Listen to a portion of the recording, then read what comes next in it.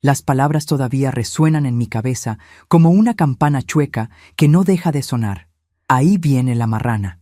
Así fue como mi propia nuera me recibió en la graduación de mi nietecito, frente a un montón de gente, en un día que debería haber sido de alegría para toda la familia. Me arreglé con tanto cariño esa mañana de julio. Era la graduación de mi nieto Rafael, un día tan importante para mi hijo José, y yo quería estar hermosa para esa ocasión especial. Elegí mi vestido azul marino, el mismo que usé en la boda de José hace 18 años. Me puse mi lápiz labial color rosa y hasta me hice un peinado en el salón de belleza del barrio. A los 68 años, todavía me enorgullecía de mantener la postura y la elegancia que aprendí de mi madre en nuestro pueblo de Michoacán.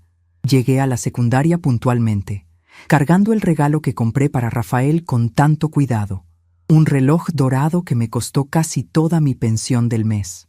Cuando entré al patio de la escuela, busqué a mi familia con los ojos brillando de felicidad y el corazón lleno de orgullo por mi nieto. Fue entonces cuando lo escuché.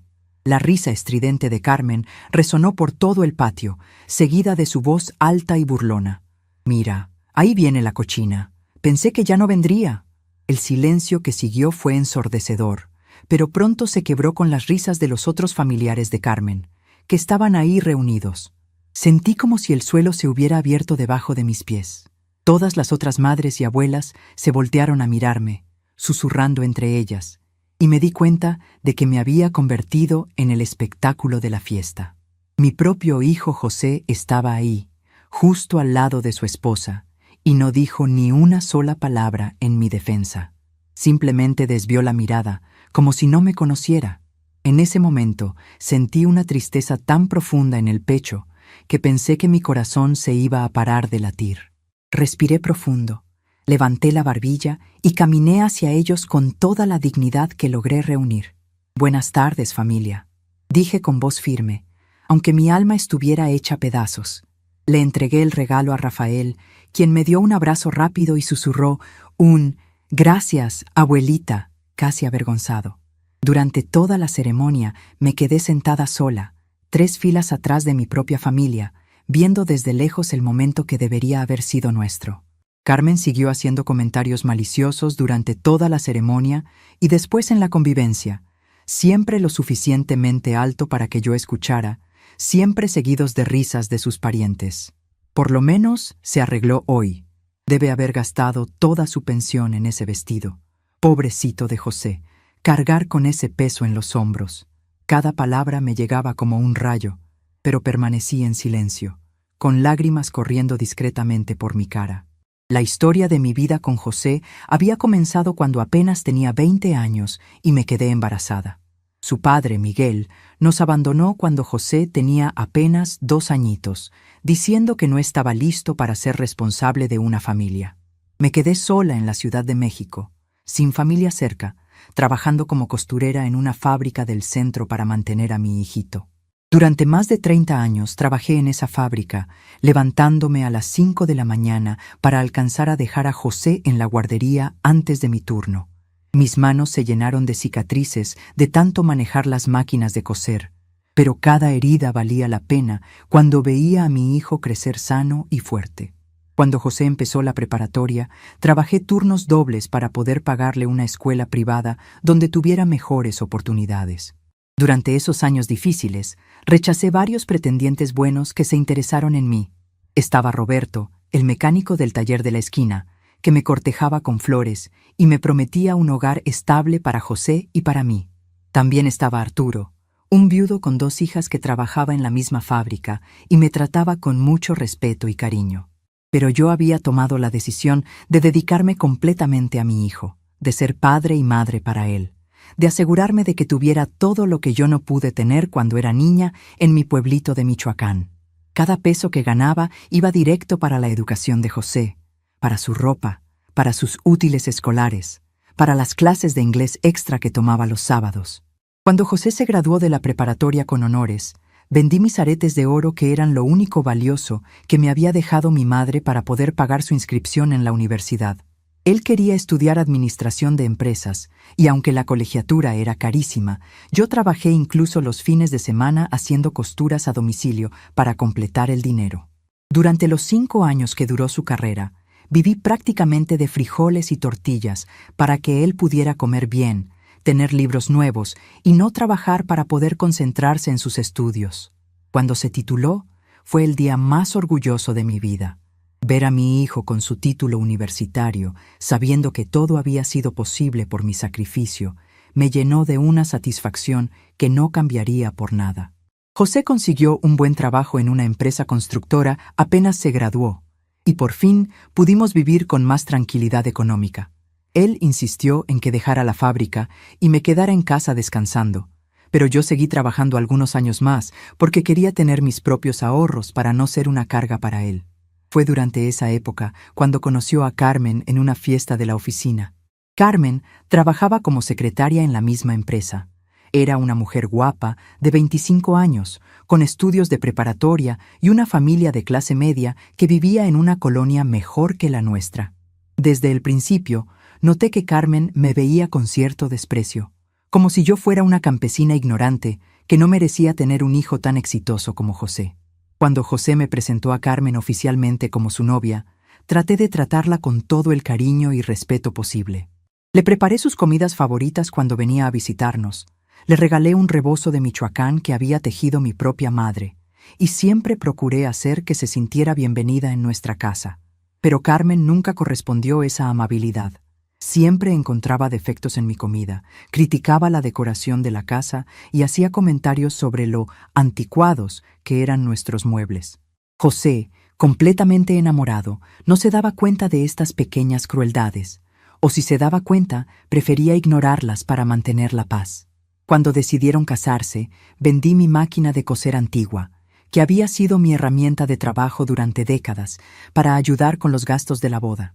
También empeñé mi cadena de oro para completar el dinero de la fiesta, porque quería que José tuviera una boda digna de su educación y posición social. Carmen había insistido en hacer una celebración grande en un salón elegante, no la ceremonia sencilla que yo había sugerido. Durante los preparativos, me di cuenta de que Carmen veía mi contribución económica como una obligación, no como un gesto de amor. Nunca me agradeció directamente por los sacrificios que hice para que su boda fuera perfecta. Después de la boda, José y Carmen se mudaron a una casa que rentaron en una colonia de clase media, y por primera vez en décadas me quedé completamente sola en la casa donde habíamos vivido juntos por tantos años. La soledad era aplastante.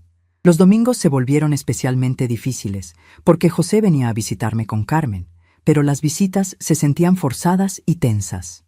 Carmen siempre encontraba excusas para que las visitas fueran cortas, y cuando estaba en mi casa, se comportaba como si estuviera cumpliendo una obligación desagradable. Se sentaba en el sillón con los brazos cruzados, suspirando constantemente, mirando su reloj, y respondiendo a mis intentos de conversación con monosílabos. 2 años después de su matrimonio, Carmen se embarazó de Rafael.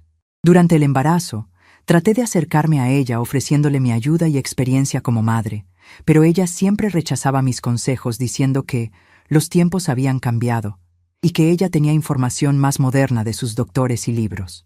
Cuando Rafael nació, fue el momento más feliz de mi vida después de ver nacer a José.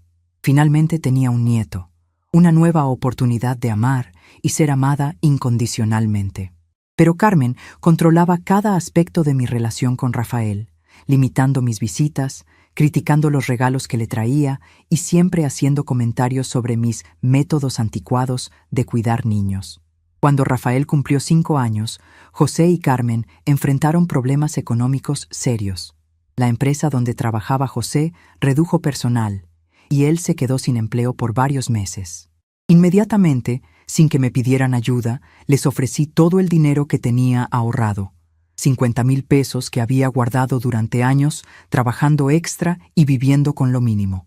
También les dije que podían venir a vivir a mi casa temporalmente para ahorrar la renta, pero Carmen se negó rotundamente, diciendo que prefería apretarse el cinturón antes que vivir conmigo.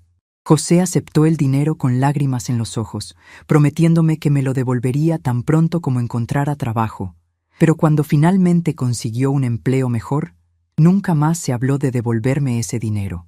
A lo largo de los años, seguí siendo su red de seguridad económica. Cuando Rafael enfermó de neumonía y tuvieron que pagar un hospital privado, les di otros 20,000 pesos.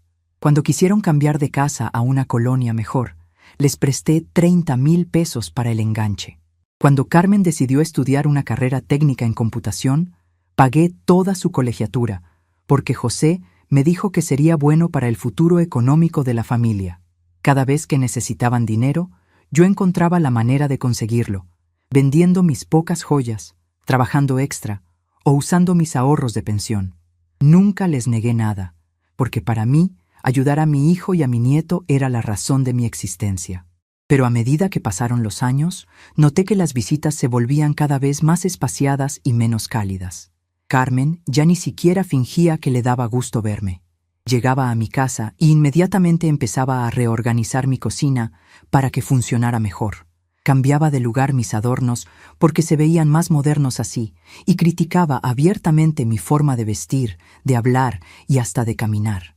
José, que había crecido hasta convertirse en un hombre exitoso y respetado en su trabajo, se había vuelto un extraño para mí cuando estaba en presencia de su esposa. Era como si Carmen hubiera logrado convencerlo de que yo era una carga, una reliquia del pasado que había que tolerar, pero no valorar. Rafael, mi querido nieto, era mi única alegría real durante esas visitas. Cuando era pequeño, corría hacia mí gritando «¡Abuelita!» y me llenaba de besos. Pero conforme fue creciendo, Carmen se encargó de limitar nuestra relación. Le decía que no fuera tan pegajoso conmigo, que ya estaba muy grande para tanto abrazo, y que debía comportarse más maduro cuando estuviera en mi casa. Gradualmente, Rafael se fue volviendo más distante, más reservado, hasta que nuestras conversaciones se redujeron a preguntas básicas sobre la escuela y respuestas educadas pero frías. El colmo llegó cuando Rafael cumplió 15 años. Había ahorrado durante 2 años para poder regalarle una computadora que él había mencionado que quería. Era una computadora cara, moderna, exactamente el modelo que él había señalado en una revista. Cuando se la di en su fiesta de cumpleaños, Carmen dijo delante de todos: «Ay, Esperanza, no debiste gastarte tanto dinero. Nosotros ya le íbamos a comprar una mejor». No me agradeció, no reconoció mi esfuerzo, simplemente minimizó mi regalo e implícitamente me hizo ver como una entrometida. José no dijo nada para defenderme, y yo me tragué la humillación con una sonrisa forzada. Ahora, en la graduación de Rafael, después de años de pequeñas humillaciones y desprecios silenciosos, Carmen había decidido humillarme públicamente, delante de extraños, delante de otras familias que no me conocían. Y José, mi hijo, el niño que crié con tanto sacrificio y amor, había elegido el silencio sobre defender a su madre. En ese momento, sentada sola en esas gradas de metal, viendo a mi propia familia reírse de mí como si yo fuera un chiste cruel, algo dentro de mí se rompió para siempre. Volví a casa esa tarde en completo silencio, pero una transformación había comenzado dentro de mí. Durante 68 años, yo siempre había sido la mujer que perdonaba, que se tragaba el orgullo, que siempre cedía para mantener la paz familiar.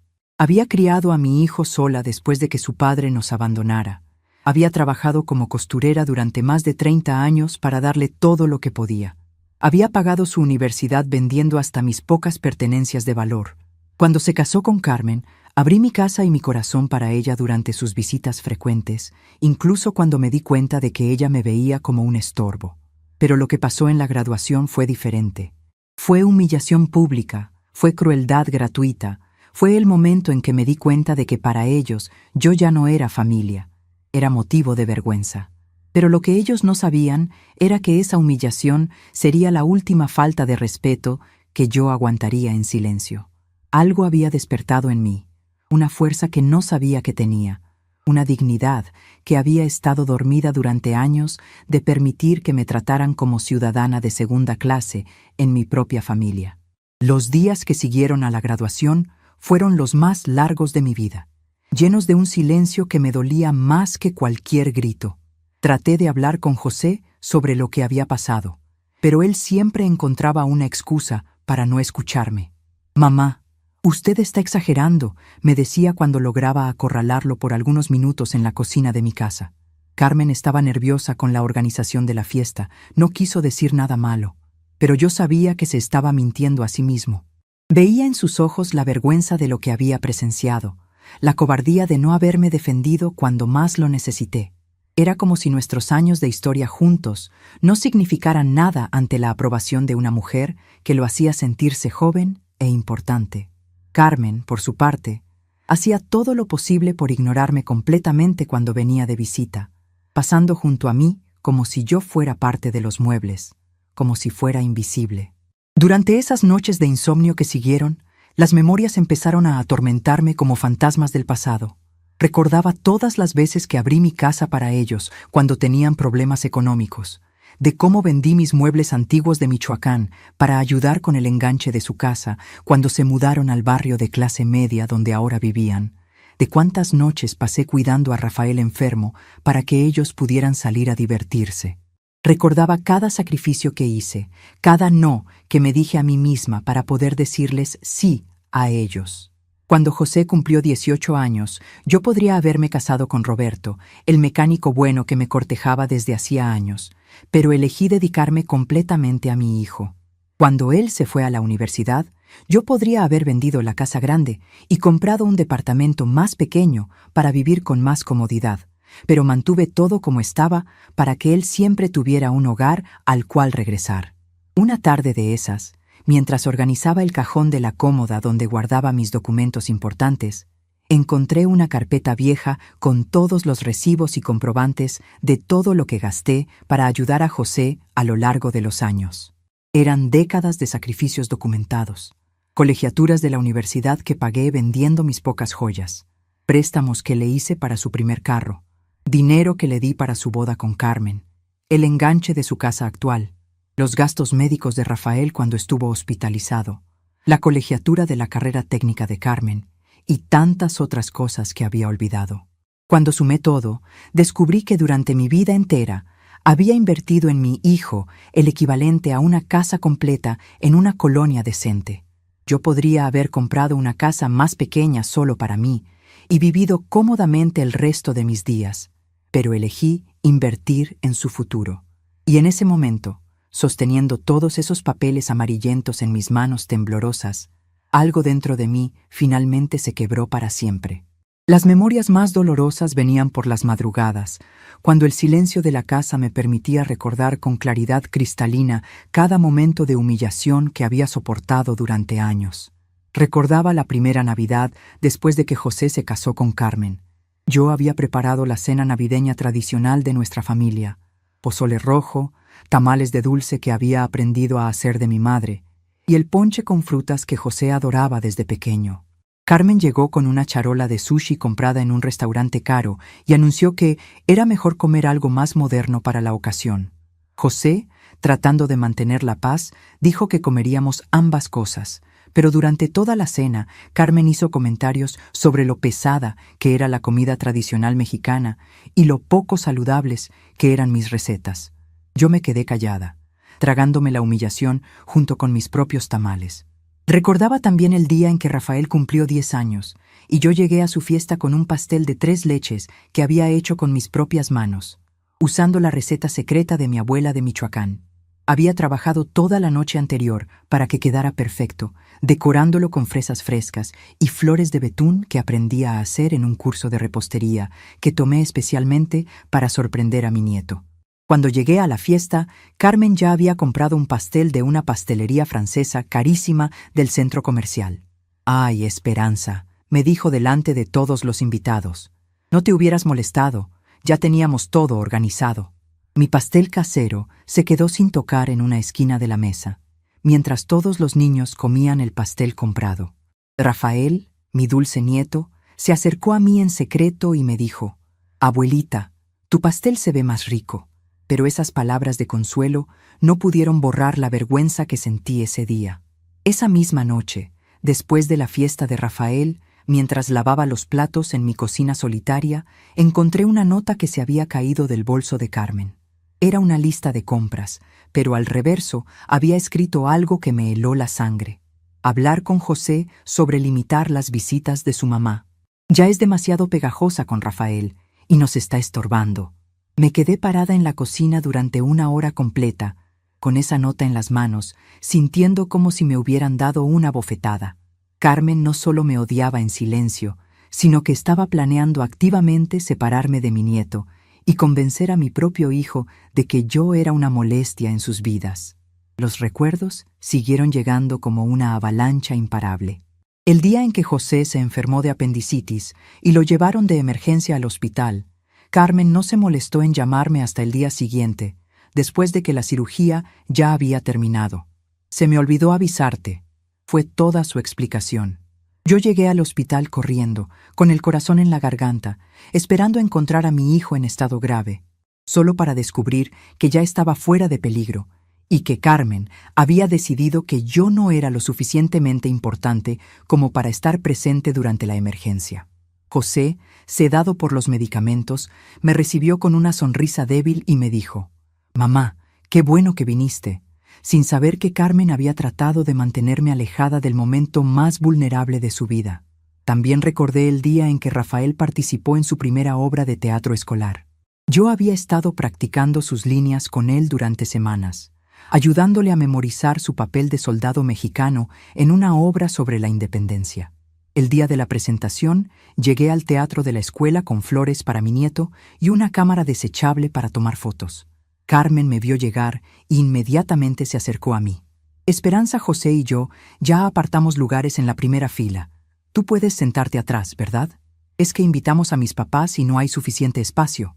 Tuve que ver la actuación de mi nieto desde la última fila, detrás de padres desconocidos, mientras Carmen y su familia disfrutaban de los mejores asientos como si yo fuera una pariente lejana sin importancia.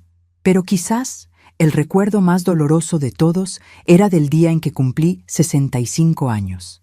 Había esperado durante semanas que José y su familia vinieran a celebrar conmigo, tal como habíamos hecho durante años cuando era su cumpleaños o el de Rafael.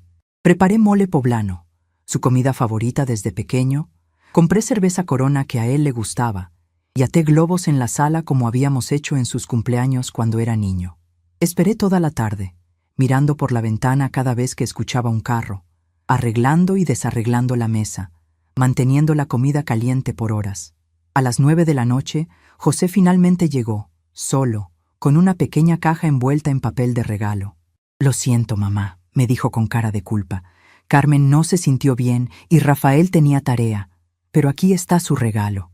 Era una blusa barata de una tienda de departamentos, 2 tallas más grande de la que yo usaba, claramente comprada a las carreras sin pensamiento alguno. Comimos el mole en silencio, solo nosotros dos, mientras yo trataba de no llorar en mi propio cumpleaños. Durante esas noches de insomnio, también recordaba las pequeñas crueldades cotidianas que había aprendido a normalizar durante años, como cuando Carmen reorganizaba mi refrigerador cada vez que venía de visita, tirando cosas que ella consideraba vencidas sin preguntarme, como si yo fuera una vieja senil incapaz de cuidar mi propia comida. O cuando criticaba mi forma de vestir, sugiriendo que debería modernizar mi guardarropa y dejar de usar las blusas bordadas que compraba en el tianguis de mi colonia. «Te harían ver más joven», decía, pero su tono implicaba que me veía vieja y ridícula. José siempre defendía estos comentarios diciendo que Carmen solo quería ayudar, pero yo sabía que era su forma de hacerme sentir inadecuada y fuera de lugar. Una de las memorias que más me dolía era de una tarde en que fui a visitar a José y Carmen sin avisar, algo que solía hacer de vez en cuando llevando tamales o algún postre casero. Llegué a su casa y toqué el timbre durante varios minutos sin que nadie me abriera, aunque claramente había gente adentro porque se escuchaba la televisión y las voces de Rafael y Carmen. Finalmente, Rafael abrió la puerta con cara de culpa. «Hola, abuelita», me dijo en voz baja. «Mamá dice que están muy ocupados hoy y que mejor vengas otro día con cita previa». Detrás de él pude ver a Carmen en la sala, pintándose las uñas y viendo televisión, claramente no ocupada con nada importante. Mi propio nieto tuvo que ser el mensajero para rechazarme en la puerta de la casa que yo había ayudado a comprar. Me fui a casa con mis tamales sin comer, sintiendo que mi corazón se hacía pedazos. Las noches se volvieron mi enemigo durante esas semanas después de la graduación. Me despertaba a las 3 o 4 de la madrugada con un nudo en el estómago, recordando cada momento en que había permitido que me trataran como ciudadana de segunda clase. Me levantaba de la cama y caminaba por la casa vacía, viendo las fotos de José y Rafael en las repisas, preguntándome en qué momento había perdido su respeto y su amor. ¿Había sido cuando empecé a darles dinero sin que me lo pidieran? ¿Cuando dejé que Carmen reorganizara mi casa como si fuera suya? ¿Cuando me tragué la primera humillación en silencio, dándoles permiso para seguir faltándome el respeto? Durante el día, trataba de mantenerme ocupada limpiando la casa, cocinando para mí sola, viendo las telenovelas que siempre había disfrutado, pero cada actividad me recordaba a ellos. Limpiando la sala, recordaba las tardes que Rafael hacía su tarea en mi mesa del comedor mientras yo le preparaba chocolate caliente. Cocinando, recordaba todas las comidas especiales que había preparado para José durante años, solo para que Carmen las criticara o las ignorara. Viendo televisión, recordaba las tardes que pasábamos los tres juntos, cuando Rafael era pequeño y aún me veía como su abuela querida, antes de que Carmen lo convenciera de que mantuviera distancia emocional conmigo. Una tarde, mientras barría el patio trasero de mi casa, mi vecina Dolores se acercó a la cerca que separaba nuestras casas. Dolores era una mujer de mi edad, viuda también, pero que había logrado mantener una relación cercana y respetuosa con sus hijos adultos. «Esperanza», me dijo con voz preocupada, «hace días que no te veo bien. ¿Está todo en orden con José y su familia?» No pude evitar que las lágrimas empezaran a correr por mis mejillas mientras le contaba lo que había pasado en la graduación. Dolores escuchó en silencio, con cara de indignación creciente. «Esperanza», me dijo cuando terminé mi relato, «tú has sido demasiado buena con ellos durante años. A veces los hijos se olvidan de valorar a sus madres cuando siempre estamos disponibles para todo. Quizás es hora de que aprendan lo que significa vivir sin ti». Esas palabras de Dolores se quedaron dando vueltas en mi cabeza durante días. ¿Era cierto que mi disponibilidad constante había hecho que me dieran por sentada? ¿Había creado yo misma esta situación al nunca poner límites, al nunca decir no a sus peticiones, al siempre anteponer sus necesidades a las mías?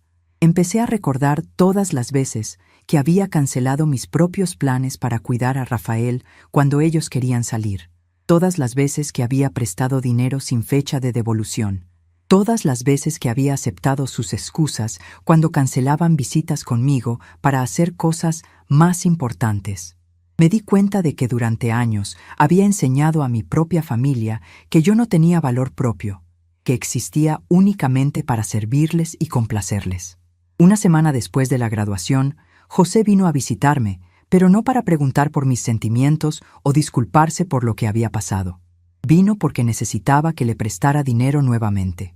Carmen quería remodelar la cocina de su casa, y aunque él tenía un buen sueldo, no querían usar sus ahorros para el proyecto. «Mamá», me dijo con la misma sonrisa encantadora que había usado desde niño para conseguir lo que quería, «¿cree que nos pueda ayudar con 30,000 pesos? Se lo pagamos en cuanto cobremos el aguinaldo». Era la misma promesa de siempre, el mismo tono confiado de alguien que sabía que yo jamás le diría que no. Pero esta vez algo había cambiado dentro de mí. «José», le dije mirándolo a los ojos, «necesito pensarlo». Se quedó sorprendido. En 42 años de vida, era la primera vez que yo no le daba inmediatamente lo que me pedía.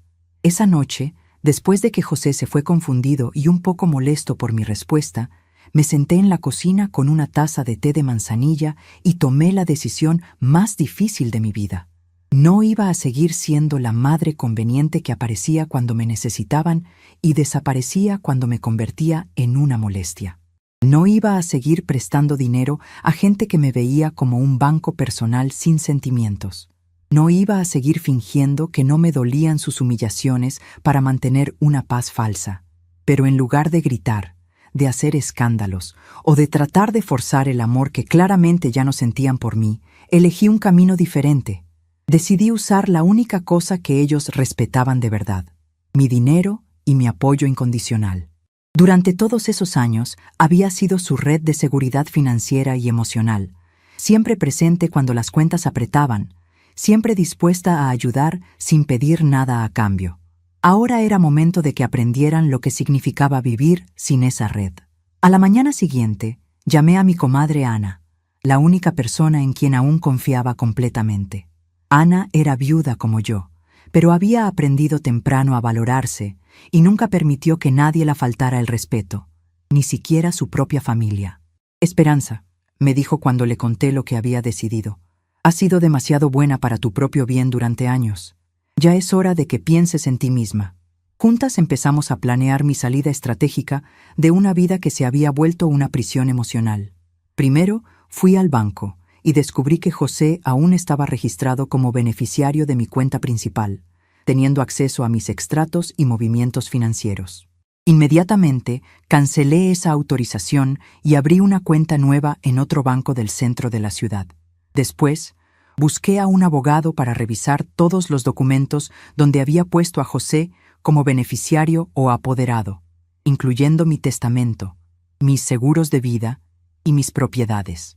Durante las 2 semanas siguientes, actué con la naturalidad de siempre cuando venían a visitarme, pero por dentro estaba ejecutando un plan cuidadosamente elaborado para recuperar mi dignidad y mi independencia. Retiré discretamente de mi casa todos los documentos importantes: escrituras de la casa, mi testamento original, pólizas de seguros, libretas de ahorro que José no conocía. Llevé todo al pequeño departamento que Ana me ayudó a rentar en el centro de la ciudad, lejos de todo lo que me recordaba la ingratitud que había recibido a cambio de una vida de entrega total. Cancelé la tarjeta de crédito adicional que José usaba ocasionalmente para emergencias y quité su nombre como beneficiario de mi seguro de gastos médicos mayores.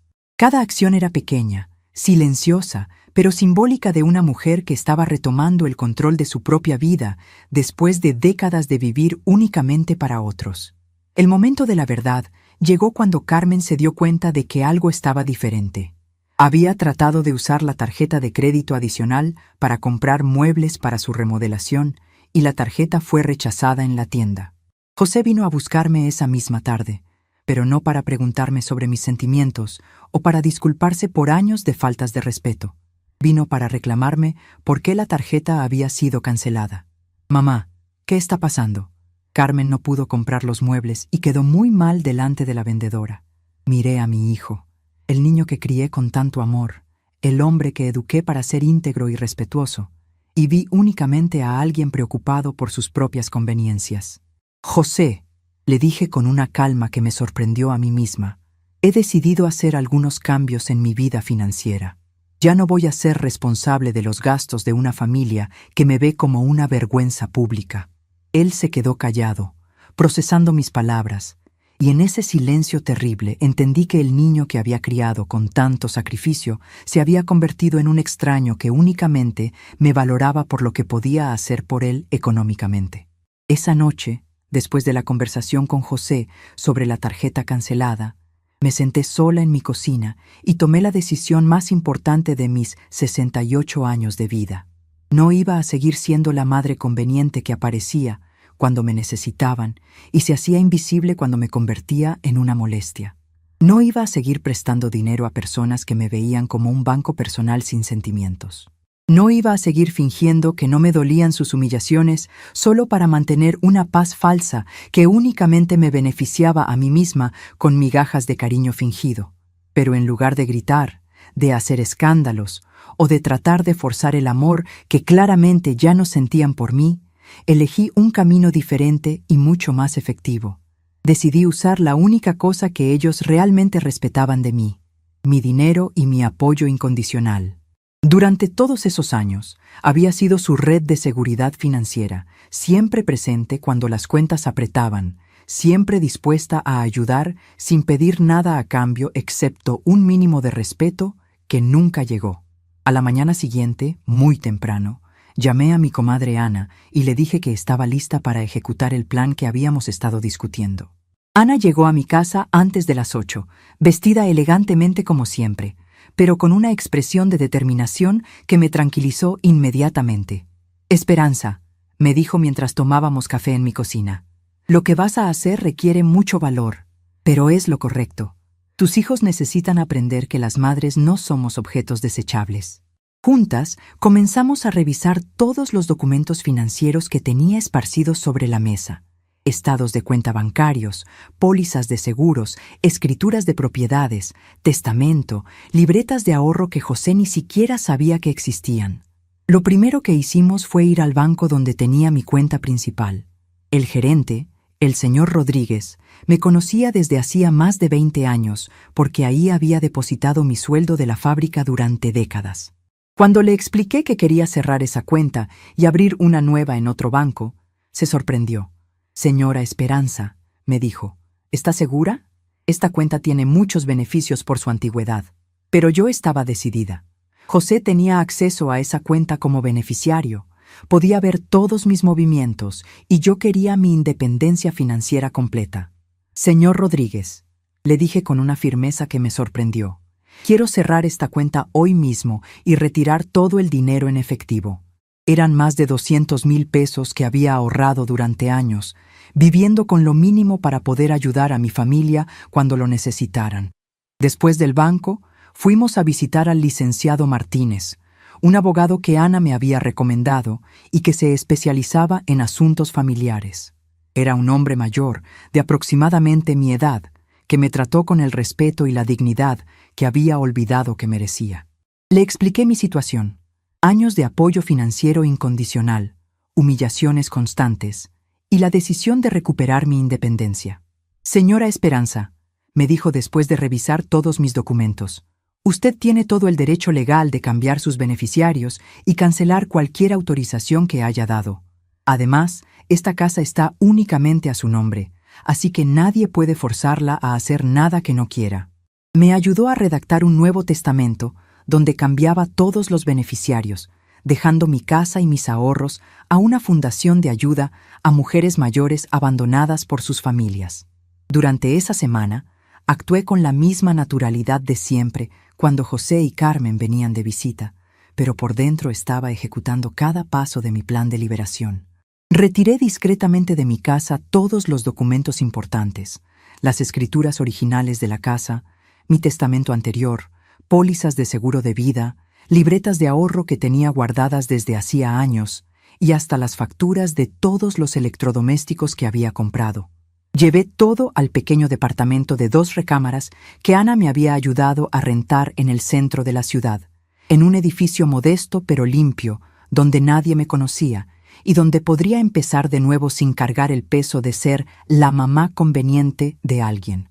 El departamento se convirtió en mi refugio secreto durante esas semanas de transición. Era pequeño comparado con mi casa, pero tenía algo que mi hogar de toda la vida había perdido: paz. No había fotos de José y Carmen mirándome desde las repisas, recordándome constantemente mi fracaso como madre. No había muebles que Carmen hubiera reorganizado según su gusto. No había rincones llenos de memorias de momentos felices que se habían convertido en recuerdos amargos. Era un espacio completamente mío, donde podía tomar mis propias decisiones sin considerar las opiniones o necesidades de nadie más. Ana me ayudó a decorarlo con plantas, cortinas coloridas y algunos muebles cómodos que compramos juntas en el tianguis del centro. Mientras organizaba mi nueva vida, también comencé a cancelar sistemáticamente todos los apoyos financieros que les había estado dando durante años sin que ellos se dieran cuenta. Cancelé la tarjeta de crédito adicional que José usaba para emergencias, la que Carmen había tratado de usar para comprar sus muebles nuevos. Quité a José como beneficiario de mi seguro de gastos médicos mayores, un seguro costoso que yo pagaba religiosamente cada mes y que les había ahorrado miles de pesos en consultas y medicamentos para Rafael a lo largo de los años. También cancelé el servicio de cable premium de mi casa, que ellos usaban cuando venían de visita para ver películas en mi televisión grande, algo que habían empezado a dar por sentado como un derecho adquirido. Cada acción era pequeña pero significativa, como quitar ladrillos de una pared que durante años había sostenido la comodidad económica de ellos. Descontinué el seguro dental que también cubría a Rafael y que me costaba una fortuna cada mes. Cancelé la membresía del club deportivo que había pagado durante años para que José pudiera llevar a su familia los fines de semana, Una membresía que costaba más de 3,000 pesos mensuales y que ellos usaban como si fuera gratis. Retiré mi nombre como avalista del préstamo del carro de José, un carro que había ayudado a comprar, pero que nunca había manejado.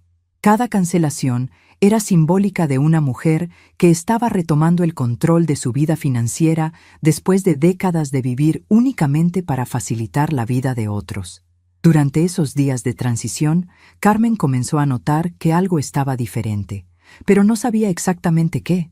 La primera señal real de alarma llegó cuando trató de renovar la membresía del club deportivo, usando mi nombre como titular, y le dijeron que la cuenta había sido cancelada. Esa misma tarde, José vino a mi casa con cara de confusión y un poco de irritación. «Mamá», me dijo, «¿por qué canceló la membresía del club? Rafael tenía clases de natación ahí los sábados». Lo miré tranquilamente y le respondí, «José, decidí que ya no puedo seguir pagando gastos que no son míos. Ustedes ganan bien y pueden pagar sus propias membresías». Se quedó callado, claramente sorprendido de que por primera vez en su vida adulta su madre le estuviera poniendo límites financieros. La segunda alarma llegó cuando Carmen llevó a Rafael al dentista para su limpieza de rutina y descubrió que el seguro dental había sido cancelado.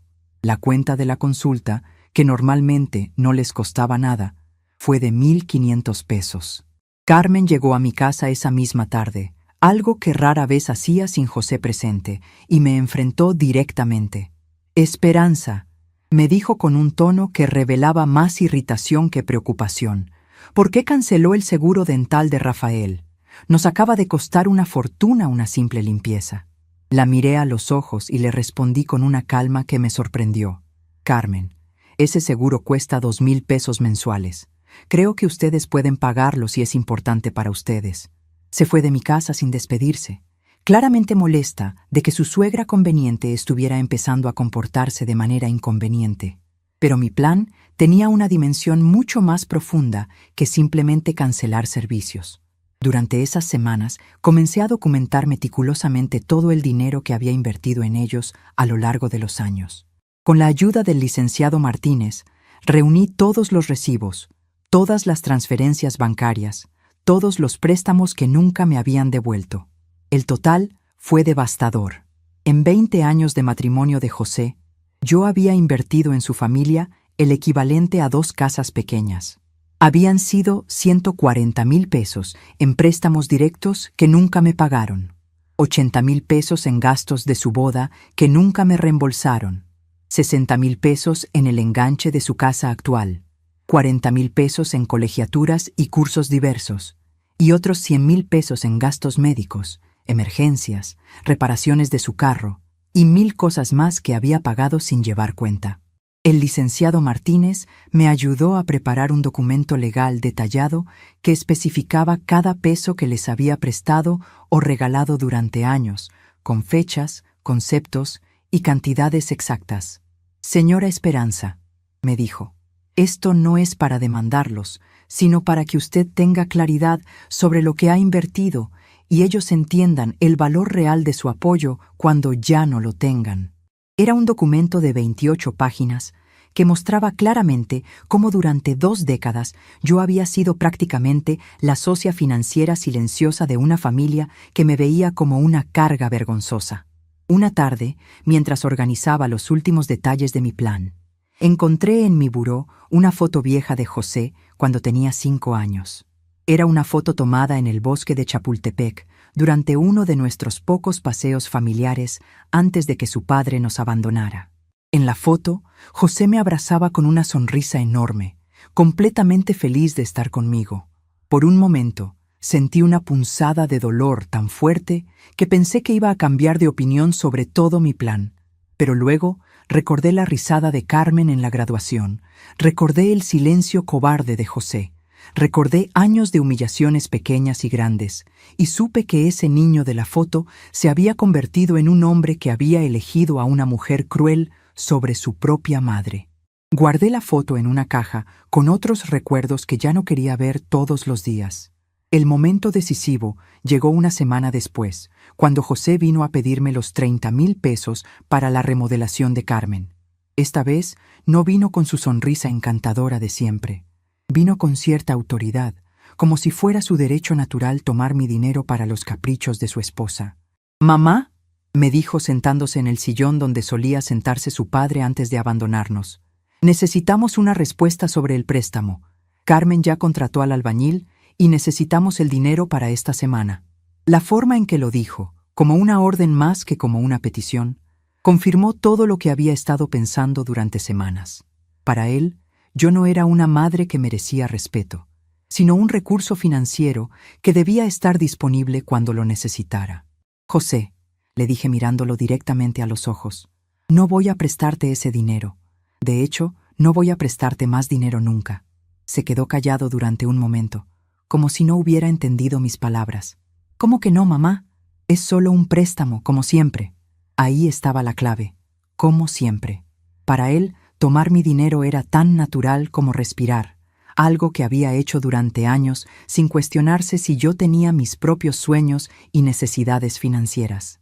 «José», continué, «durante 20 años te he prestado o regalado más de 400,000 pesos. Es hora de que aprendas a vivir con tu propio dinero». Su cara cambió completamente, de sorpresa a irritación. «Mamá, no puede hacer eso. Nosotros dependemos de su ayuda para algunas cosas importantes». Y ahí estaba la verdad que nunca había querido admitir. Ellos no me veían como una madre querida, sino como una fuente de dinero conveniente. Esa misma tarde, después de que José se fue molesto y confundido de mi casa, tomé la decisión final. No iba a esperar más. Era momento de ejecutar la parte más dramática de mi plan: desaparecer completamente de sus vidas antes de que pudieran manipularme emocionalmente para regresar a mi papel de madre conveniente. Ana vino a ayudarme a empacar las últimas cosas que quería llevar conmigo: mi ropa, algunas fotos de José cuando era niño, los recuerdos de mi madre y mis plantas favoritas. Todo lo demás se quedaría en la casa, incluyendo todos los muebles que habían sido escenario de tantas humillaciones. Escribí 3 cartas esa noche. La primera era para José, explicándole exactamente por qué había tomado esta decisión y haciéndole entender que su silencio durante mi humillación pública había sido la gota que derramó el vaso. La segunda era para Rafael, mi querido nieto, explicándole que lo amaba, pero que necesitaba alejarme para proteger mi dignidad y mi corazón. La tercera era para Carmen, una carta que nunca enviaría, pero que necesitaba escribir para liberar años de resentimiento acumulado, donde le decía exactamente lo que pensaba de su crueldad y falta de gratitud hacia una mujer que siempre la había tratado con respeto, a pesar de no recibirlo de vuelta. La carta para José fue la más difícil de escribir. «Hijo mío», comenzaba, «durante 42 años traté de ser la mejor madre posible para ti. Te crié sola después de que tu padre nos abandonara. Trabajé durante décadas para darte una educación universitaria y durante tu matrimonio seguí apoyándote financiera y emocionalmente, sin pedirte nada a cambio, excepto respeto básico como ser humano. Cuando tu esposa me humilló públicamente en la graduación de Rafael, tú elegiste el silencio en lugar de defender a la mujer que te dio la vida. Ese silencio me demostró que para ti soy únicamente una fuente de dinero conveniente, no una madre que merece amor y consideración. No estoy desapareciendo por venganza, estoy saliendo por amor propio y dignidad. La casa seguirá siendo mía, las ayudas financieras terminarán permanentemente, y mi presencia dejará de ser una vergüenza para ustedes en eventos familiares. No me busquen. Esperanza».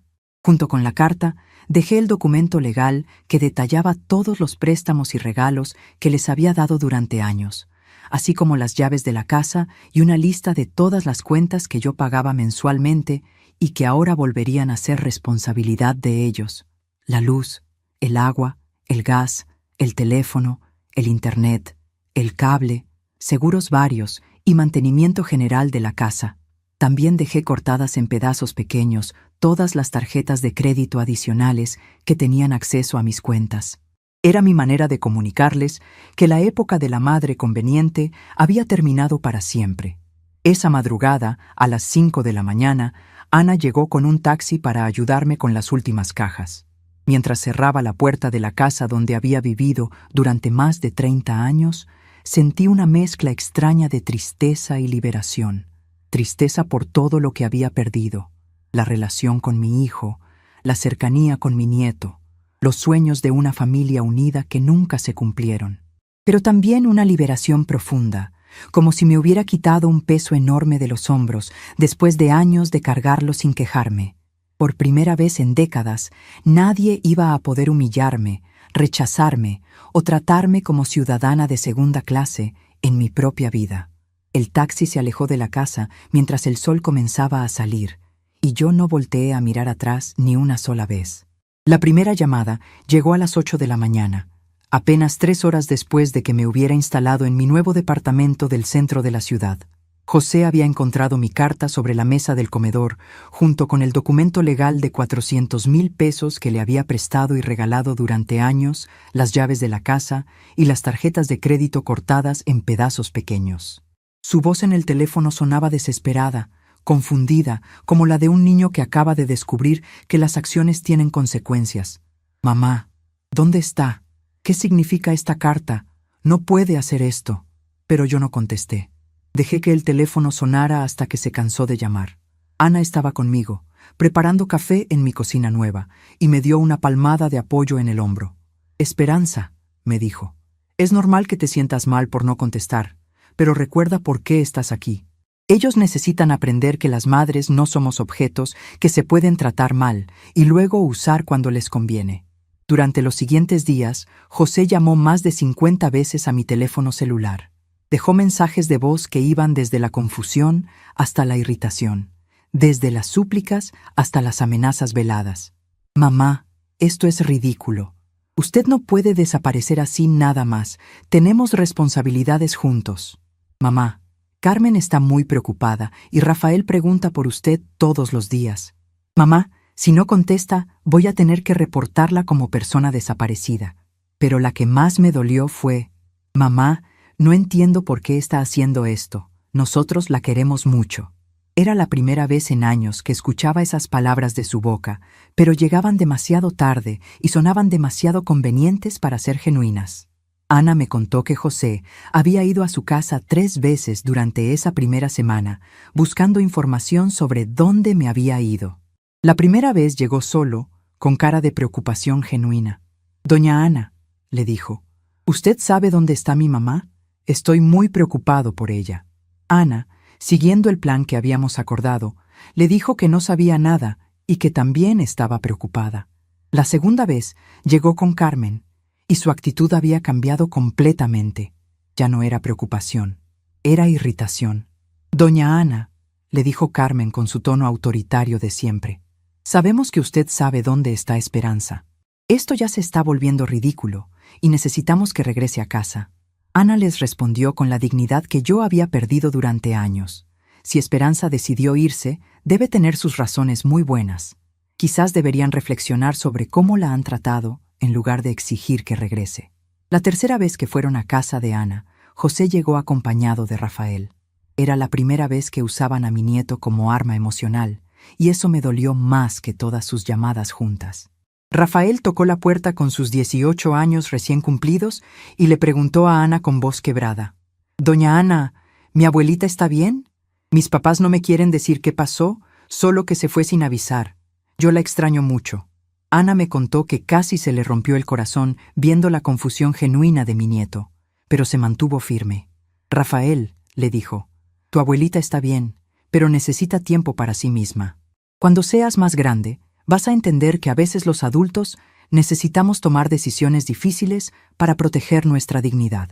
Ese mismo día, Rafael me escribió un mensaje de texto que guardé sin responder. «Abuelita, no sé qué pasó, pero te amo mucho y espero que estés bien. Por favor, cuídate».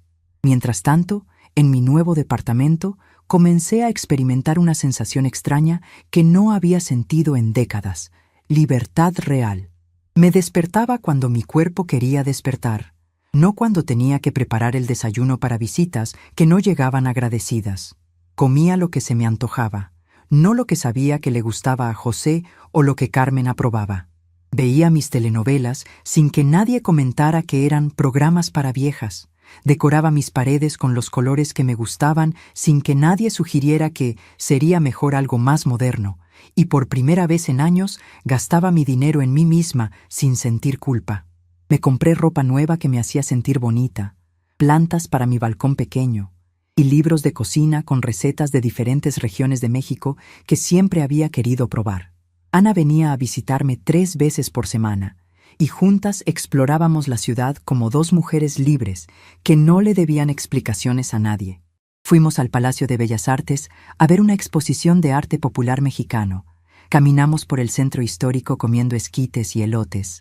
Visitamos la Basílica de Guadalupe un jueves por la tarde cuando no había multitudes de turistas. Era como redescubrir México a los 68 años, viendo mi propio país con ojos de mujer independiente en lugar de con ojos de madre sacrificada que nunca tenía tiempo ni dinero para sí misma. Me inscribí en un taller de pintura en acuarela en la Casa de Cultura del Centro, algo que siempre había querido hacer, pero para lo cual nunca había tenido tiempo porque siempre estaba ocupada resolviendo los problemas de otros. 2 semanas después de mi partida, Ana me trajo noticias del mundo que había dejado atrás. José y Carmen estaban enfrentando problemas financieros serios por primera vez en su matrimonio. Sin mi red de seguridad económica, descubrieron el peso real de todas sus responsabilidades financieras. La remodelación de la cocina tuvo que ser cancelada porque no tenían los 30,000 pesos que me habían pedido prestados. El carro de José se descompuso y tuvieron que pagar 8,000 pesos de reparaciones de su propio bolsillo, algo que normalmente habrían resuelto con una llamada telefónica a la mamá conveniente. Rafael necesitaba dinero para los gastos de su último semestre de preparatoria, y por primera vez sus padres tuvieron que decirle que tendría que esperar hasta que cobraran su quincena. Pero lo que más me impactó de las noticias de Ana fue saber que Carmen había tenido que conseguir un trabajo de medio tiempo en las tardes para ayudar con los gastos familiares. Durante todos los años de su matrimonio con José, ella había trabajado únicamente mediodía como secretaria, dedicando las tardes a verse con sus amigas, ir al salón de belleza o hacer compras en centros comerciales caros. Nunca había tenido que preocuparse realmente por el dinero, porque sabía que cualquier emergencia o capricho grande podría ser resuelto con mi ayuda. Ahora, trabajando 8 horas diarias por primera vez en su vida adulta, estaba descubriendo lo que significa vivir únicamente con el dinero que una misma gana. Un mes después de mi partida, recibí una carta de José. Era una carta larga, escrita a mano, algo que no había hecho desde que era niño, y me escribía cartas de amor el Día de las Madres. Al leer sus palabras, pude ver la evolución de su pensamiento a lo largo de las páginas. Comenzaba con quejas y confusión. «Mamá, no entiendo por qué decidió irse así, sin hablarlo primero con nosotros. Carmen y yo estamos muy preocupados y Rafael la extraña muchísimo». Pero hacia el medio de la carta empezaba a mostrar algunos destellos de comprensión. He estado pensando en los últimos años y me doy cuenta de que quizás no siempre la tratamos con el respeto que se merecía. Carmen está muy arrepentida de lo que pasó en la graduación. Y hacia el final llegaba algo parecido a una disculpa genuina. «Mamá, sé que cometí errores muy grandes. No debí quedarme callado cuando Carmen le faltó el respeto. Usted siempre fue la mejor madre posible y yo no supe valorarla como debía». La carta terminaba con una súplica que revelaba exactamente cuánto habían dependido de mi apoyo durante años. «Por favor, regrese a casa. Prometemos que todo va a cambiar. Carmen quiere pedirle perdón personalmente y yo voy a asegurarme de que la traten con el respeto que siempre mereció. La necesitamos en nuestras vidas, no solo por el apoyo que siempre nos dio, sino porque usted es el centro de nuestra familia». Esas últimas palabras me hicieron reír con tristeza. Ahora que no tenían mi apoyo financiero, de repente descubrían que yo era el centro de la familia. Dobré la carta cuidadosamente y la guardé en una caja junto con las pocas fotos de José que había traído conmigo, pero no la respondí. 6 semanas después de mi partida, Ana me trajo la noticia que había estado esperando. José y Carmen habían ido a visitarla juntos, pero esta vez con una actitud completamente diferente. No llegaron exigiendo información ni tratando de manipularla emocionalmente. Llegaron humildes, reconociendo que habían cometido errores graves. Carmen que nunca había mostrado ni una pizca de humildad en todos los años que la conocía, le pidió a Ana que me transmitiera sus disculpas. «Doña Ana», le dijo con lágrimas en los ojos, «yo sé que traté muy mal a Esperanza durante años. Era pura envidia porque José la quería mucho y yo me sentía amenazada por su relación. Pero ahora entiendo que ella nunca trató de interponerse entre nosotros, solo quería ser una buena madre y una buena abuela». José también mostró una vulnerabilidad que no había visto en él desde que era niño. «Doña Ana», le dijo, «yo fui un hijo terrible. Mi mamá se sacrificó toda la vida por mí y yo la pagué permitiendo que mi esposa la humillara. No tengo perdón, pero quiero intentar arreglar las cosas si ella me da la oportunidad». Ana me contó que ambos se veían cansados, demacrados, como si el peso de sus responsabilidades financieras y la culpa de haberme perdido los estuviera consumiendo lentamente. «Se ven como dos personas que finalmente entendieron el valor de lo que perdieron», me dijo Ana, «pero entendieron demasiado tarde». Durante esos 2 meses de separación, también recibí varias llamadas y mensajes de Rafael. Al principio sus mensajes eran confusos, preguntando dónde estaba y cuándo iba a regresar. Pero gradualmente, conforme pasaban las semanas, sus mensajes se volvieron más maduros y reflexivos. «Abuelita», me escribió en un mensaje que guardé en mi corazón, «no sé exactamente qué pasó entre ustedes y mis papás, pero siento que tiene que ver con que no la trataron bien. Quiero que sepa que yo siempre la he querido muchísimo y que entiendo si necesitaba alejarse para cuidar su corazón. Cuando termine la preparatoria y sea completamente independiente, me gustaría poder buscarla si usted me lo permite». Ese mensaje de Rafael me hizo llorar durante horas, pero también me confirmó que había tomado la decisión correcta. Mi nieto, a sus 18 años, estaba mostrando más madurez emocional y comprensión que sus propios padres. Entendía que a veces las personas necesitamos alejarnos para proteger nuestra dignidad y no me estaba presionando para que regresara a una situación que me lastimaba. En ese mensaje vi al hombre bueno y reflexivo que estaba destinado a convertirse, libre de la influencia tóxica que había dominado nuestras reuniones familiares durante años. 3 meses después de mi partida, recibí una visita completamente inesperada. Era el licenciado Martínez, el abogado que me había ayudado a organizar mis asuntos legales. Llegó a mi departamento con una propuesta extraordinaria que José había enviado a través de él. «Señora Esperanza», me dijo mientras tomábamos café en mi sala pequeña, «su hijo ha venido a mi oficina con una propuesta muy seria.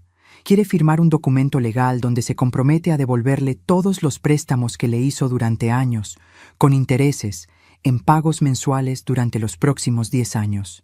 También quiere establecer un fondo mensual de 5,000 pesos para usted, como reconocimiento a todos los años que invirtió en su familia sin recibir nada a cambio».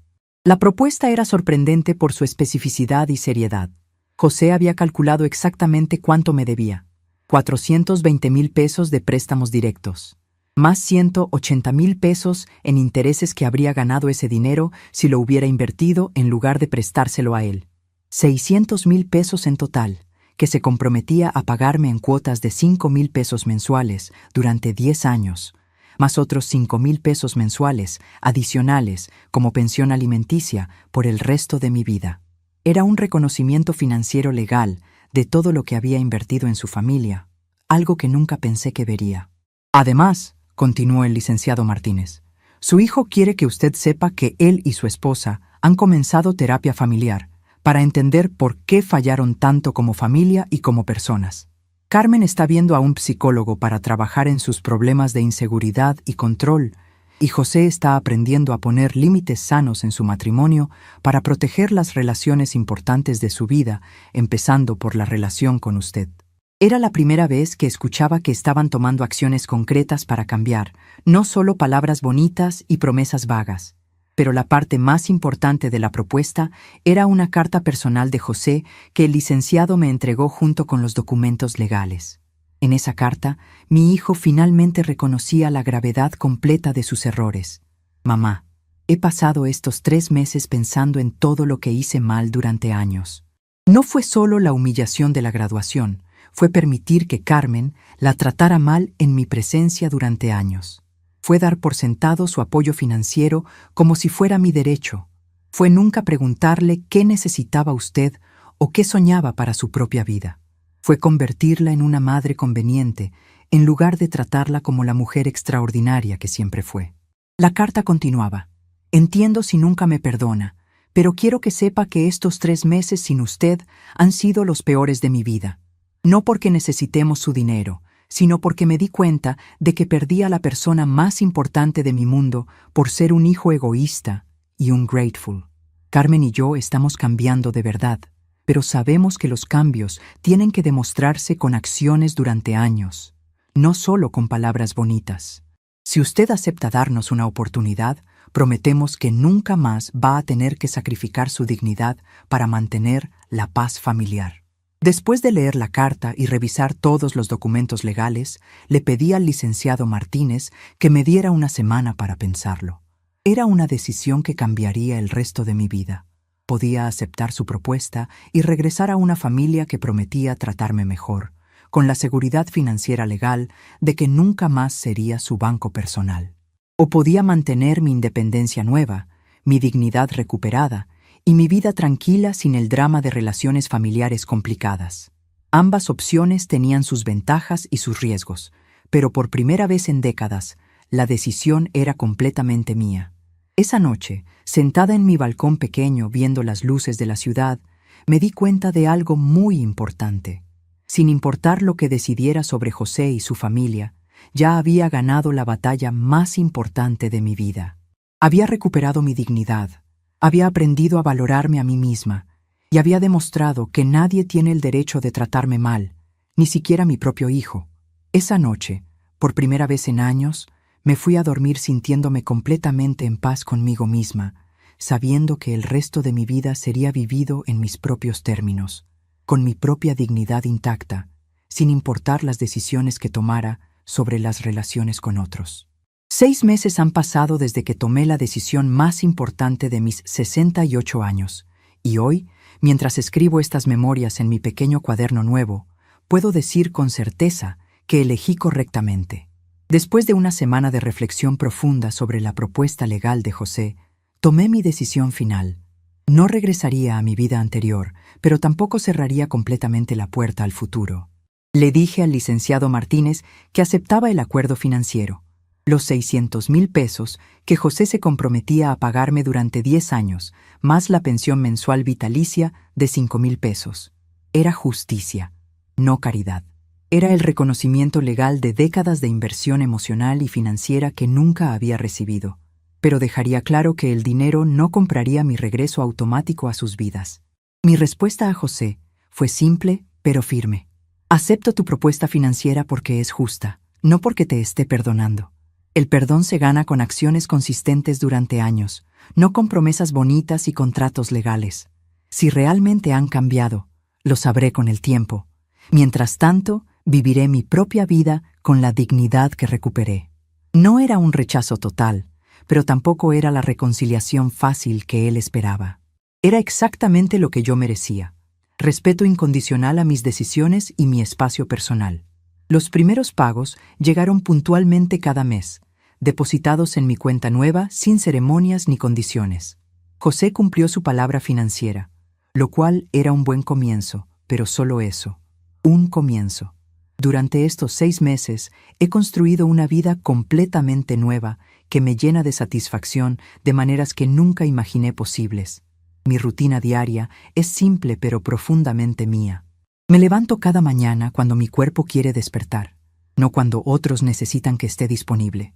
Preparo mi café despacio, viendo amanecer desde mi balcón pequeño mientras mis plantas de geranios y bugambilias florecen bajo mi cuidado amoroso. 3 veces por semana asisto a mi clase de pintura en acuarela en la Casa de Cultura. Mis primeros cuadros fueron torpes, pero cada pincelada representaba un pedazo de mi libertad reconquistada. Ahora pinto paisajes de Michoacán de memoria, retratos de mi madre cuando era joven, y flores mexicanas llenas de colores brillantes que reflejan la alegría que he redescubierto en mi corazón. La maestra, una mujer de mi edad llamada Guadalupe, se ha convertido en una amiga querida. Juntas visitamos mercados de artesanías, museos pequeños y cafeterías del centro donde hablamos de arte, de vida y de la libertad que viene con la edad cuando finalmente aprendemos a vivir para nosotras mismas. Los martes y jueves camino por el Parque México, un ritual que me conecta con la energía de la ciudad sin las complicaciones emocionales de mi vida anterior. He conocido a otros adultos mayores que, como yo, han elegido la dignidad sobre la complacencia fácil. Doña Mercedes, una maestra jubilada de 70 años, me contó que también tuvo que alejarse de una hija que la trataba como empleada gratuita. Don Arturo, un viudo de 75 años, compartió cómo tuvo que poner límites firmes con un hijo que solo lo visitaba cuando necesitaba dinero. No somos casos aislados. Somos una generación que está aprendiendo que el respeto no se negocia, ni siquiera con familia. Rafael me escribió 3 veces durante estos meses. Sus mensajes han evolucionado de confusión adolescente a comprensión madura. En su último mensaje, enviado la semana pasada, me escribió: «Abuelita, terminé la preparatoria y empiezo a trabajar el próximo mes. Mis papás han cambiado mucho en estos meses. Van a terapia, hablan diferente, y mamá ya no critica a otras personas como antes. Creo que están aprendiendo de verdad. Cuando cumpla 21 y sea completamente independiente, me gustaría visitarla si usted me lo permite. No para presionarla a que regrese, sino porque la amo y quiero conocer a la mujer fuerte que siempre fue, pero que yo no supe ver».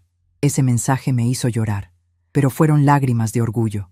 Mi nieto estaba creciendo hasta convertirse en un hombre reflexivo que entendía que el amor verdadero respeta las decisiones difíciles.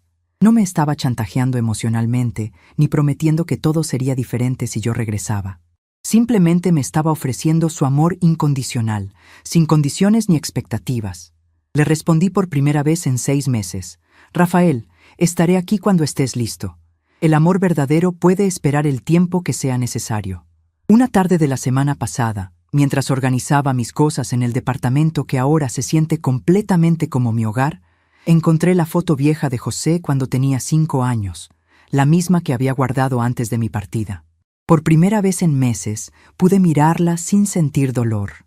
Veía al niño hermoso que había criado con tanto amor, pero ya no sentía culpa por las decisiones que había tomado para proteger mi dignidad. Los hijos crecen y toman sus propias decisiones. Las madres no somos responsables de sus errores para siempre. Ayer recibí una carta inesperada de Carmen. Era la primera comunicación directa de ella en todos estos meses. Su carta era diferente a todo lo que había recibido de ella durante años. Humilde, reflexiva, sin excusas. «Esperanza», escribió, «sé que no tengo derecho a pedirle perdón después de años de tratarla tan mal, pero necesitaba decirle que entiendo por qué se fue.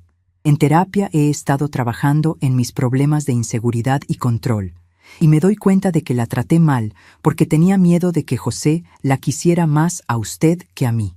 Era inmaduro y cruel. Usted siempre me trató con respeto y yo se lo pagué con desprecio. No espero que me perdone, pero quería que supiera que estoy trabajando para convertirme en una persona mejor. No he decidido si responder esa carta, pero el hecho de que Carmen finalmente reconozca sus errores sin pedirme nada a cambio es significativo. El perdón es un proceso que toma tiempo, y yo tengo todo el tiempo del mundo para decidir si quiero o no dar ese paso algún día. Por ahora, es suficiente saber que ya no tengo que lidiar con su hostilidad ni pretender que todo está bien cuando no lo está. Ana viene a visitarme 2 veces por semana, y juntas hemos explorado partes de la Ciudad de México que nunca había tenido tiempo de conocer cuando vivía únicamente para otros. Fuimos a Xochimilco en una trajinera decorada con flores, visitamos el Museo de Antropología un martes por la mañana cuando estaba vacío de turistas, y comimos en restaurantes pequeños de comida oaxaqueña que descubrimos caminando por las calles del centro. «Esperanza», me dijo Ana la semana pasada, «te ves 10 años más joven desde que tomaste el control de tu vida. Caminas diferente, sonríes diferente, hasta tu voz suena más fuerte». Es verdad. Cuando me veo en el espejo cada mañana, veo a una mujer que recuperó su dignidad y aprendió a valorarse a sí misma. No es la misma mujer que se arreglaba nerviosamente para una graduación esperando ser aceptada por su propia familia. Es una mujer que sabe exactamente cuánto vale y que no acepta menos respeto del que merece de nadie, bajo ninguna circunstancia. Esta mañana, mientras regaba mis plantas en el balcón, pensé en todos los caminos que mi vida podría tomar de aquí en adelante. Podría eventualmente permitir una reconciliación lenta y cuidadosa con José y su familia si realmente demuestran cambios duraderos. Podría mantener mi independencia total y construir una vida completamente nueva con las amistades que he desarrollado. Podría mudarme a otro estado, viajar por México, escribir mis memorias, aprender nuevas habilidades. Por primera vez en décadas, todas las opciones son posibles porque todas las decisiones son mías. Lo que sé con certeza es que nunca más permitiré que nadie me trate como ciudadana de segunda clase, ni siquiera en nombre del amor familiar. He aprendido que el amor verdadero incluye respeto automático y que las relaciones sanas no requieren que sacrifiquemos nuestra dignidad para mantener la paz. Algunas veces, el mayor acto de amor propio es elegir el silencio que protege nuestro corazón por encima de la conveniencia que protege los sentimientos de otros. Mientras escribo estas últimas líneas, el sol se está poniendo sobre la Ciudad de México, pintando mi balcón pequeño con tonos dorados que me recuerdan los atardeceres de mi infancia en Michoacán. Mañana será un día nuevo, lleno de posibilidades que yo misma elegiré. Y eso, después de 68 años de vivir principalmente para otros, se siente como el regalo más hermoso que podría haberme dado a mí misma. A veces, el mayor comienzo es el silencio que decidimos mantener para proteger nuestra dignidad. Estamos curiosos por saber hasta dónde llegó esta historia.